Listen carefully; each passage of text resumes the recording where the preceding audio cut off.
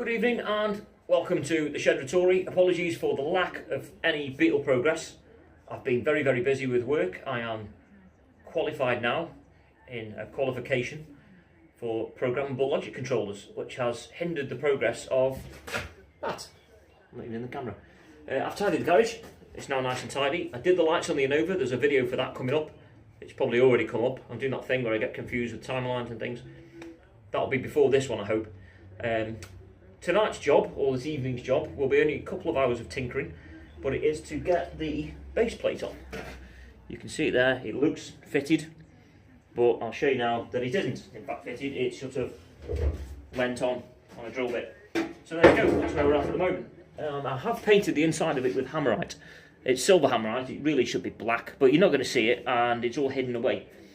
There will be some grinding to get off the paint, just so I can weld the base plate on. But tonight is to sort of get it into position, spot weld it, fingers crossed, ready to be seam welded on, plug welded where required. So there we go. Once I've got it all on, I'm going to assume that some of that hammerite paint will melt. There is enough gaps in the original frame head to get in a lance of wax oil and stuff to sort of blast it inside and stuff and fill it with the cavity wax. So that's not a major concern at the moment. But it's looking pretty good. I'm kind of pleased with where we got to so far. So I'm in a position where I'm happy to replace the base plate. And then we can crack on with more important things like the rest of the chassis. But yeah, thanks for watching and take care. I've clamped it in several places now. Quickly. Clamp there. One clamp here. And one there. And I've realised that even though this is supposedly I can do this quality part, the fit is frankly shocking. There is a big gap there, so I'll need to hammer this flat and put a little, I'll have to make a patch piece to go in there because I don't want that big ugly gap. There's a big gap all the way down the back there. The hole, I managed to get the holes lined up, which I kind of figured is a good key way to judge it. So there, and if I show you around the back, I don't know if the camera will pick it up. You can see the gap there. That I can sort of live with that. That's not a major problem. And I've got the front here where there's a gap here, so I'm hoping with some mechanical manipulation, shall we say, that I'll be able to even that gap up.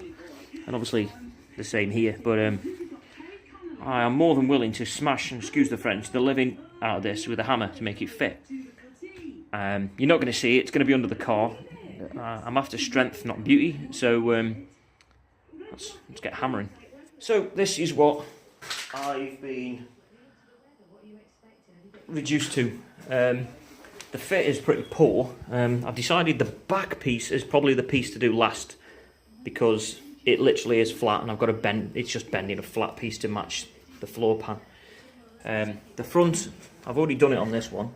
I've got a fairly close-ish fit at the top. Close enough to clamp it. I'm not sure I'm very happy with this corner. I'm going to have to patch that, I'm sure. But on the edge as you go down, it's close with a bit of warming and tapping that'll go in. And the same here, I'll be able to fill that gap in and tap it up tight. But the problem I've got is this. This is what I've had to do. Because the metal's fairly thick, it doesn't bend as easily as I'd like to get it into shape. And every time you hit one bit, the other bit moves out of the way and it sort of, you both backwards and forwards trying to get it straight. So I've bent these tabs out of the way to make a little bit of room, clamped it in the corner that it's closest at, and I've propped my gas stove lamp. What it normally is a gas stove actually for camping, with a blowtorch top on it, on an alloy motorcycle mudguard, because I can't be bothered to hold it, to gently warm up the metal until it goes soft, at which point I will bash the living bazookas out of it until it goes flush. And then I'm going to do the same again up here and keep moving backwards and forwards between the two until I've got a fit that I'm happy with. And then I think I'm going to do is grind the front, clean the front up, grind the front, and drill the front, weld the front on so that the front is safe and secure, and then move on to the back Then what I'll do is do the edges the other side and hopefully drill through where I can, hammer that flat and spot weld it all. I may even just go around and seam weld the whole thing. Like I said, I'm after beauty. I'm not after beauty, I'm after strength. So bear with me while I warm steel with a blowtorch. At least it's not cold in here.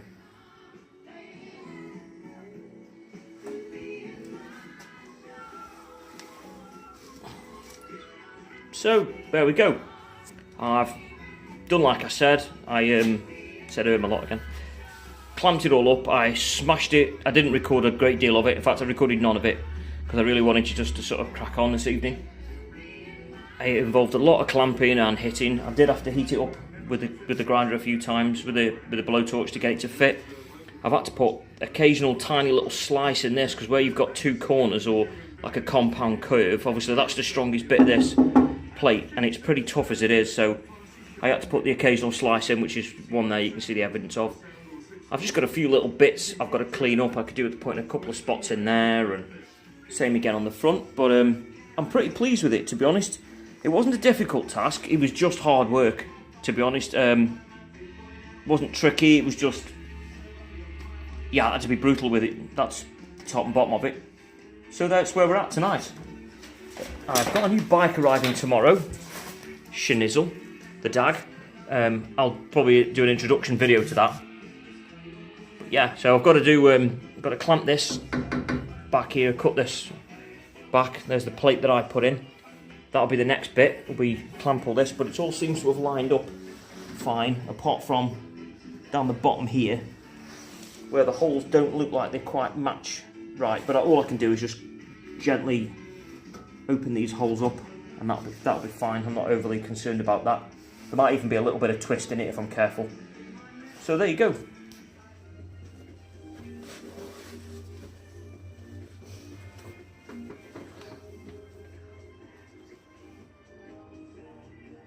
So there we go.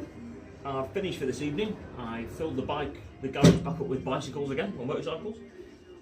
I need to wash the Innova. It's had a busy day today. Went through a load of what I thought was dirt, which was actually water and dirt from a landfill. So yeah, that was unpleasant. It's absolutely manky, but I'm sort of pleased with tonight's progress. I've only been in here 2 hours, maybe 2 and a bit hours, and I've managed to get more than I was expecting. I was hoping to get 1 or 2 spot welds in, or just to get it close to welding. But yeah, so I think tonight I'll call it a day. I'm going to treat myself to some chips. Tomorrow I may do a live thing on my Facebook to introduce everybody to the dag of the dog, which is it's a new bike. It's not new, it's old, it's manky, stinks, barely runs, but I'm not allowed to not have it. If that makes any sense. There's a pact between the 4 of us, which may be a separate video, because there will be work to do on that, and some modifications to make it cooler. So thanks for watching. I'm waffling again, I'm starving hungry. Albus is playing in the background there, thanks to, not Terry Wogan, he's dead, isn't he? Who's the other guy? Doesn't matter, Radio 2 presenter.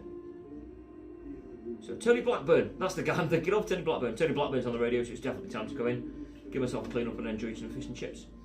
So thanks for watching again, good evening, be excellent to each other, and as I've said before, if you are tackling anything like this, get stuck in, break it down into small chunks, and it's not as difficult as you think. Thanks very much again, I'm still waffling, have a good evening and take care. Oh, look at the hair, Mel, look at the hair!